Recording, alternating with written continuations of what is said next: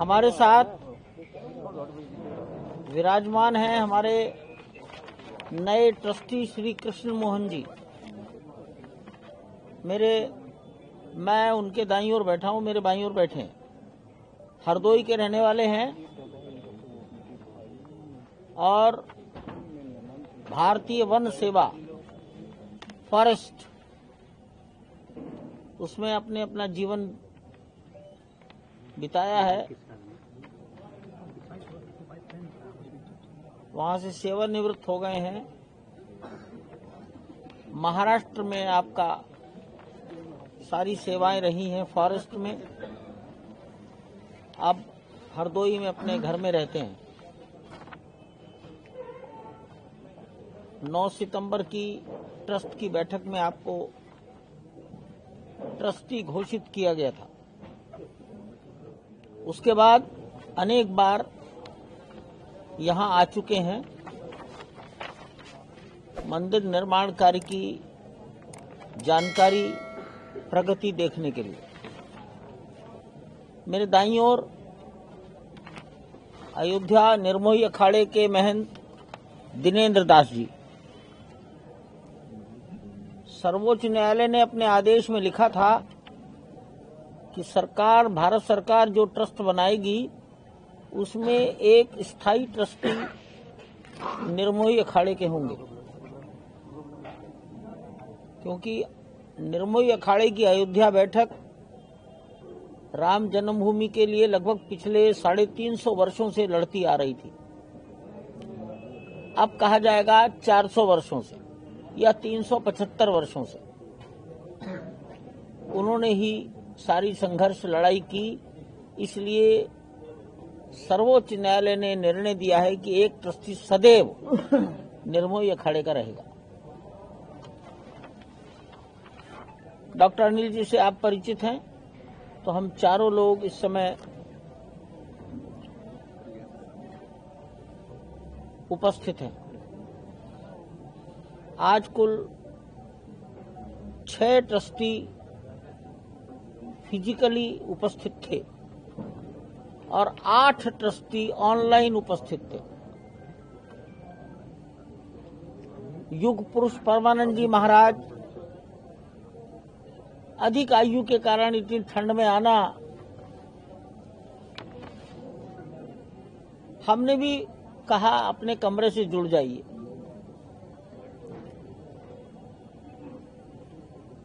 जगत गुरु शंकराचार्य वासुदेवानंद सरस्वती जी महाराज प्रयागराज से, वो भी वहीं से जुड़ गए। गोविंद देवगिरी जी महाराज संभवतः बंगाल में कहीं थे। बंगाल से आना और एकदम जाना एक ही दिन में संभव नहीं हो रहा था, इसलिए वो भी ऑनलाइन थे। उडुपी पेजावर मठ के जगतगुरु मध्वाचार्य विश्व प्रसन्न तीर्थ जी महाराज अभी 26 दिसंबर से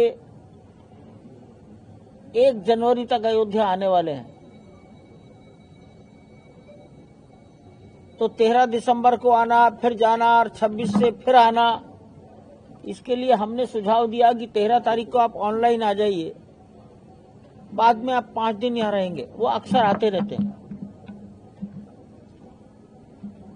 श्रीमन केशव पाराशरन जी, श्रद्धेय पाराशरन जी पूरे समय 2 घंटे अपने कमरे में ऑनलाइन बैठे रहे। संजय प्रसाद जी जो एक्स ऑफिशियो पदेन सदस्य हैं, उत्तर प्रदेश सरकार को रिप्रेजेंट करते हैं और उत्तर प्रदेश के गृह सचिव हैं, वो ऑनलाइन उपस्थित रहे।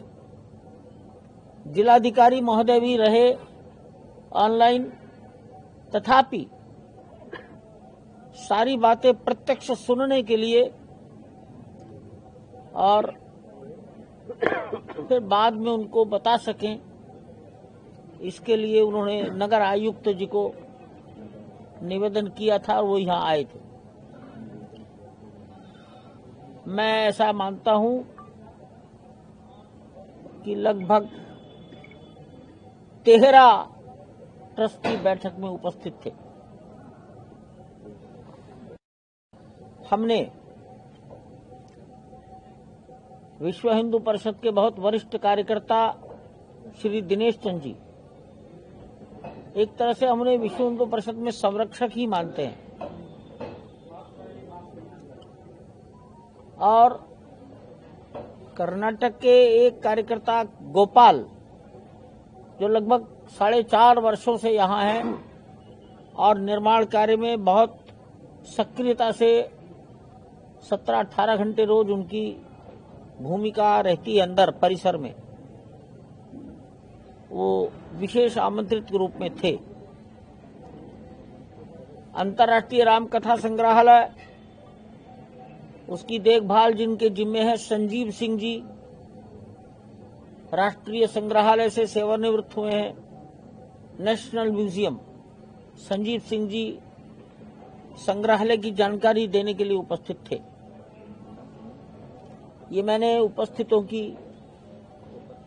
चर्चा आपके सामने की। तो राम विवाह पंचायत, आपको बता दें, ध्वजारोहण के काम को भारतीय सेना ने पूर्ण किया है।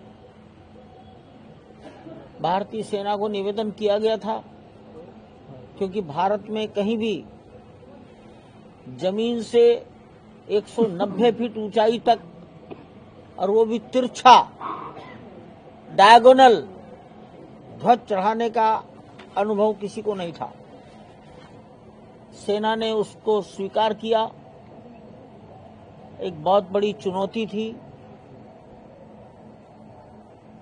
ध्वज काफी लंबा और हल्का, और रस्सियों में फंस सकता था।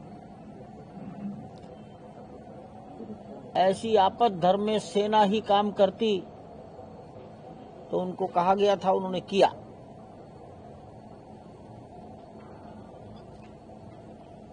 सेना ने आपद धर्म के लिए अपनी एक विशेष टोली को मंदिर के द्वितीय तल की छत पर बैठा रखा था। अगर कोई आपद धर्म आता तो वो मंदिर के शिखर की नक्काशी पकड़कर ऊपर चढ़ते और उस समस्या हल कर देते। ये एक बहुत बड़े जीवन को खतरे में डालने वाला काम उन्होंने किया। उसकी आवश्यकता ही नहीं पड़ी, लेकिन सेना के प्रति तो देश को कृतज्ञ हमेशा ही होना चाहिए। सेना है तो देश है, देश की सीमाएं हैं। जिन्होंने कारगिल मुक्त करा लिया वो सेना ही थी, तो सेना के प्रति तो सारा देश नतमस्तक रहता ही है। आज के अवसर पर हमने उनके प्रति सम्मान आदर व्यक्त किया है।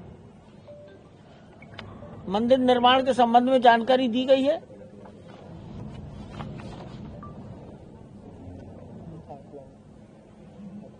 कुछ काम जो अभी चल रहे हैं वो भी बताए गए। उदाहरण के लिए, कुंभ मेला जैसा दृश्य उपस्थित हो गया तो जूता रखने की व्यवस्था कई गुना बढ़ानी पड़ेगी। तो वो जूता घर वो अभी 2 स्थानों पर बन रहे हैं, वो अभी हैंडओवर नहीं हुए। वो जब बन जाएंगे तो शायद हम 25,000 लोगों के जूते सुरक्षित रख सकते हैं। मैं शायद लगा रहा हूं, बाद में सब होगा। 25,000 at a time, 25,000 at a time. और एक व्यक्ति दिन भर, एक व्यक्ति 1 घंटा 2 घंटे में बाहर निकल आएगा, तो एक स्थान का उपयोग दिन भर में कम से कम 7 बार होगा।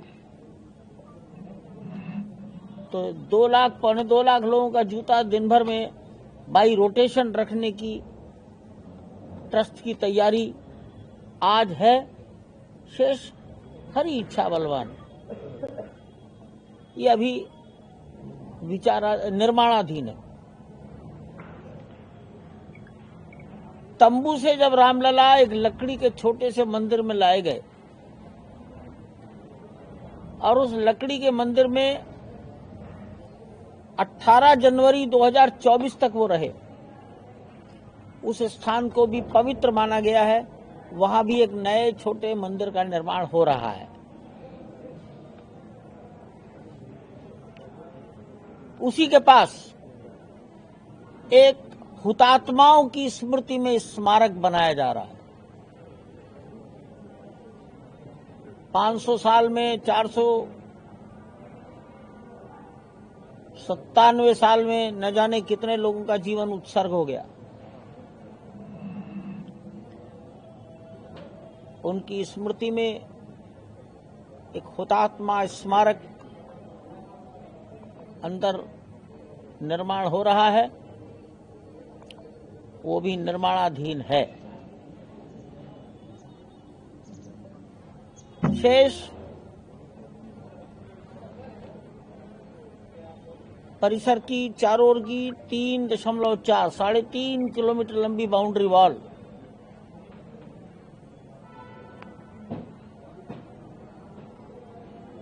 सीआरपीएफ के मानक क्या हैं,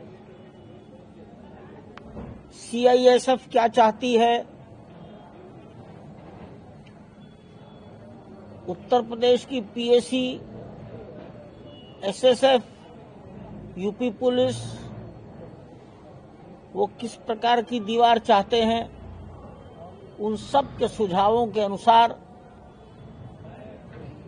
बाउंड्री वॉल का निर्माण किया जा रहा है।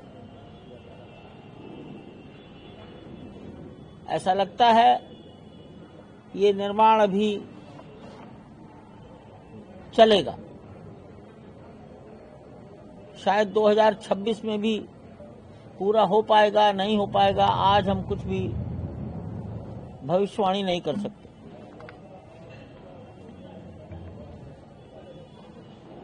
सत्तर एकड़ के दक्षिणी दिशा में एक सभागार, ऑडिटोरियम, एक अतिथि गृह और ट्रस्ट का ऑफिस ये उत्तर प्रदेश राज्य निर्माण निगम बना रहा है। हो सकता है 2026 का अंत आते आते वो निर्माण पूरा होकर हैंडओवर हो जाए। धर्मपथ पर अंतर्राष्ट्रीय राम कथा संग्रहालय, इसका सिविल वर्क चल रहा है।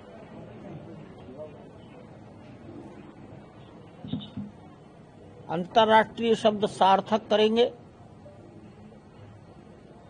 आईआईटी मद्रास उसमें योगदान कर रहा है।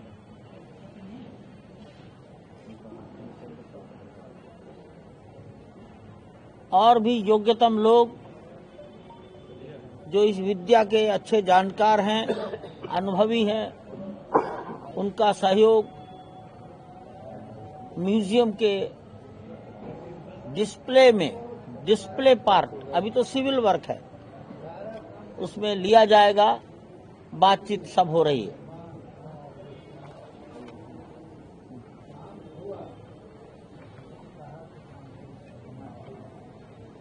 इकतीस दिसंबर को रामलला के विग्रह की प्रतिष्ठा का दूसरा वर्ष।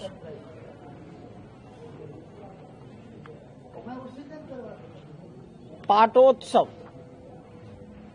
प्रतिष्ठा द्वादशी, द्वितीय प्रतिष्ठा द्वादशी। देखो, अंग्रेजी कैलेंडर और हिंदी कैलेंडर का अंतर। सन 2025 में 11 जनवरी को भी प्रतिष्ठा द्वादशी थी और दिसंबर का आखिरी दिन भी प्रतिष्ठा द्वादशी है, 31 दिसंबर, और प्राण प्रतिष्ठा हुई थी 22 जनवरी को। भारतीय कैलेंडर में पौष शुक्ल द्वादशी 22 जनवरी 2024, 11 जनवरी 2025 और 31 दिसंबर 2025 ये सब लीप ईयर होते हैं और वो कहीं महीना बढ़ जाता है। अंग्रेजी कैलेंडर में कोई 28 दिन, कोई 29 दिन, कोई 30 दिन का रहता है। ये डेट का अंतर आता है। 31 तारीख को प्रतिष्ठा द्वादशी होगी। हमने 31 तारीख के लिए भारत के रक्षा मंत्री आदरणीय राजनाथ सिंह जी को निवेदन किया था, उन्होंने स्वीकार कर लिया है। 31 दिसंबर को उत्तर प्रदेश के बहुत लंबे समय तक राजनीतिक जीवन जीने वाले, उत्तर प्रदेश के जो मुख्यमंत्री भी रह चुके हैं, भारतीय जनता पार्टी के अध्यक्ष रह चुके हैं, इस आंदोलन से अपनी छोटी आयु से जुड़े रहे।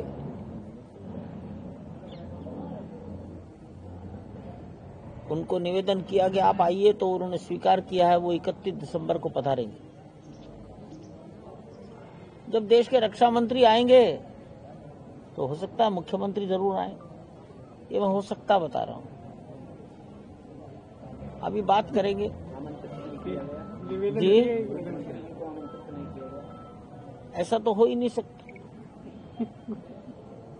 लेकिन जिनको प्रदेश और देश संभालना होता है, उनके पास तो न जाने कितनी चिट्ठियां रोज आती होंगी। अध्यक्ष जी मुख्यमंत्री की बात समझ। खैर, राजनाथ सिंह जी आएंगे आपकी जानकारी के लिए। उडुपी के पेजावर मठ के आचार्य जगतगुरु मध्वाचार्य 27 दिसंबर से 31 दिसंबर 5 दिन का पूजन करेंगे।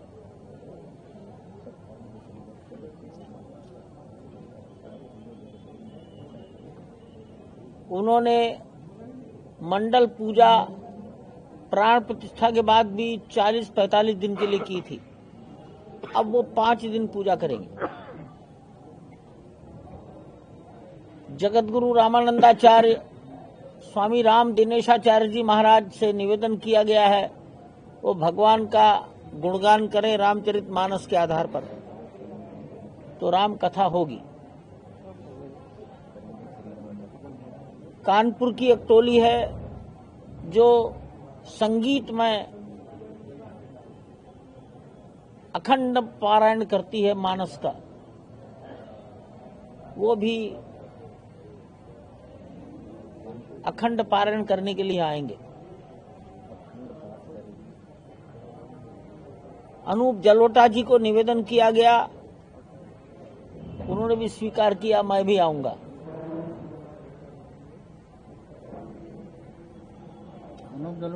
अनूप जलोटा भगवान को भजन सुनाएंगे।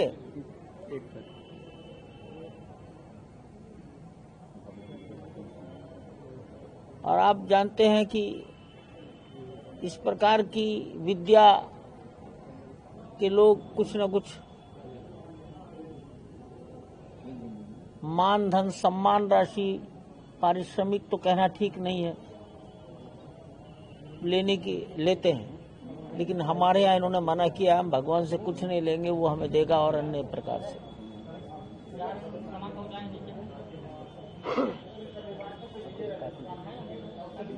छत्तीसगढ़ में एक विश्वविद्यालय की टोली यहाँ पर भगवान राम के जीवन पर 2 दिन की नाट्य करने की इच्छा रखते हैं, उनको स्वीकृति दी गई है। एक कवि सम्मेलन भी करने का विचार है। प्रयास रहेगा क्षेत्रीय कवियों के माध्यम से भगवान राम का गुणगान कराया जाए। दिल्ली निवासी श्री जगदीश मित्तल जी वो इसका संयोजन करें, ऐसा निवेदन किया गया है। जगदीश मित्तल सारे कार्यक्रम कैंपस के अंदर होंगे या बाहर होंगे? ये सभी कार्यक्रम अंगद टीला का मैदान जो परिसर के बाहर है, श्री राम अस्पताल की बगल से जाने का सड़क है, उसी मार्ग से दर्शन करने के बाद बाहर आने वाले लोग उसी एक मार्ग से बाहर निकलते हैं। तो सामान्य जन श्री राम हॉस्पिटल की बगल से अंदर प्रवेश करके अंगद टीला के उस मैदान में सभी आयोजनों को अपनी परिस्थिति, अपनी रुचि, अपने समय के अनुसार उसमें भागीदारी कर सकता है, देख सकता है।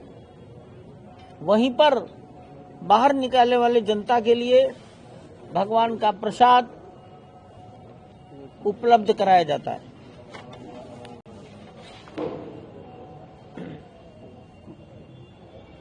सुरेश वाडेकर जी मुंबई के गायक हैं, उन्होंने भी आना स्वीकार किया है।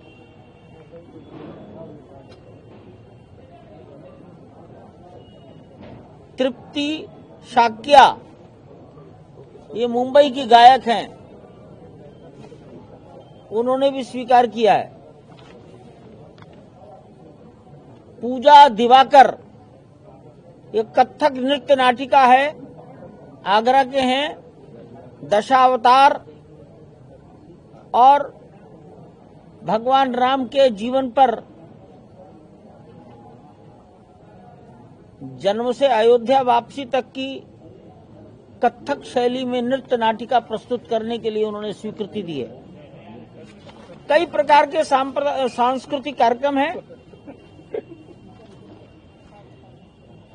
सब छपेंगे, मिल जाएंगे।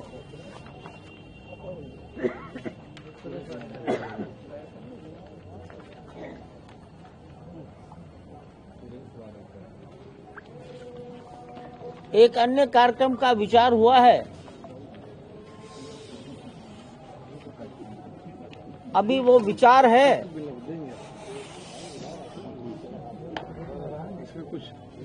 वो विचार है कि जितने भी प्रकार की संस्थाओं ने, छोटे छोटे वेंडर्स ने मंदिर निर्माण में छोटे छोटे काम किए हैं, किसी ने मिट्टी हटाई है, खुदाई की है, जीएमआर ने ग्रीनरी की है, लगभग कल्पना ऐसी हो रही कि 400 व्यक्तियों ने तरह तरह के काम किए हैं। छोटे छोटे ठेकेदार होते हैं, छोटा छोटा काम ले लेते हैं। इन 400, मैं 400 संख्या बोल रहा हूं, आप 400 मत लिखो, सभी वेंडर्स को बुलाकर उनका सम्मान किया जाए।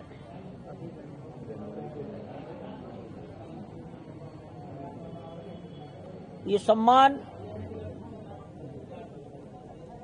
19 मार्च भारतीय संवत का प्रारंभ है, भारतीय कालगणना का पहला दिन, संवत नव वर्ष का पहला दिन। महाराष्ट्र में इसी को गुड़ी पड़वा कहते हैं, दक्षिण भारत में इसी दिन को युगादि कहते हैं, युगादि, युग का पहला दिन। उत्तर भारत में वर्ष प्रतिपदा। इसकी चर्चा हुई है, स्वरूप अभी फाइनल होगा, तब आगे कुछ जानकारी दी जाएगी।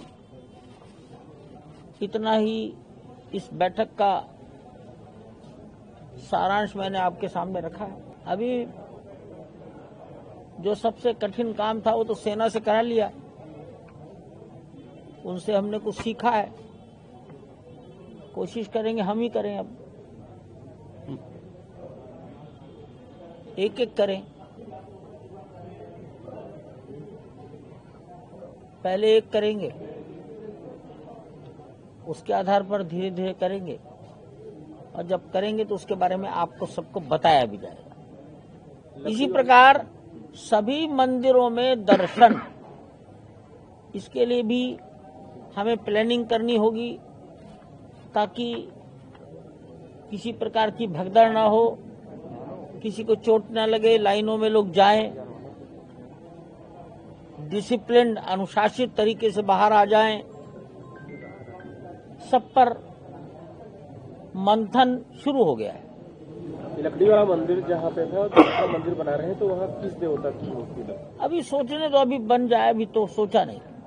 केवल वहाँ मंदिर बन जाए, और मंदिर बनने का मतलब वहाँ कोई देवता होंगे, मंदिर बनने का मतलब वहाँ रोज पूजा होगी, सब कुछ होगा।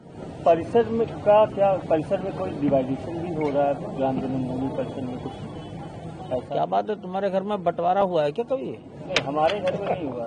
बंटवारा बोला कैसे? परिसर को दो भागों को ऐसा आवाज भर का काफी है कि नहीं? नहीं, परिसर को दो भागों में नहीं कोई ऐसा कहाँ भाग आप लोग कर रहे हैं।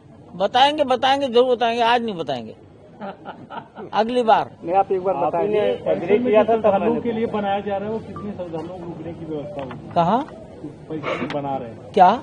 भूतों का जो आप बता रहे हैं, अतिथि गृह में रात्रि निवास नहीं होगा। विश्राम गृह है, अतिथि निवास में परिसर के अंदर रात को केवल सुरक्षा, सीआरपीएफ।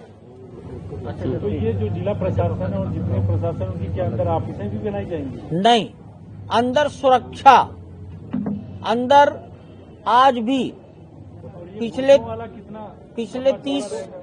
30 साल से 33 साल से वहाँ पर भूतात्मा है।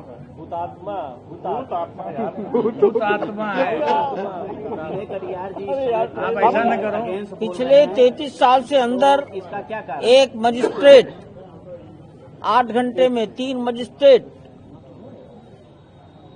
रामलला के लिए 3 PSO,